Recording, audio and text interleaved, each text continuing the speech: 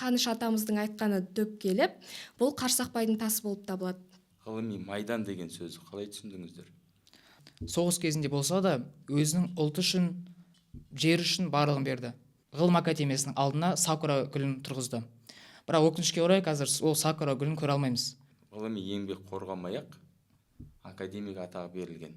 Мықтыны сол заманда сыйламайтын, басқа ұлт болса, орыс ұлты болмаса, сол кезде мықтыны сыйламайтын еді.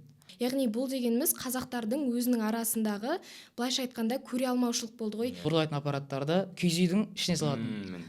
Дәл осындай жағдайға түссеңіздер, Қаныш сияқты табандылық, ерлік көрсете алар ма едіңіздер? Көзінен оты жанып тұрған қазақ баласын көрсе, Ленинградқа оқуға жіберіп отырған. Ең бірінші ұлтшылдық. Өйткені өз ұлтың бірінші орында тұру керек. Өз тілің, өз ана тілің, өз әдебиетің барлығы бірінші орында тұру керек. Әркімнің атын сұрап, әр кітапқа қызымызға, ұлымызға деп осылай автограф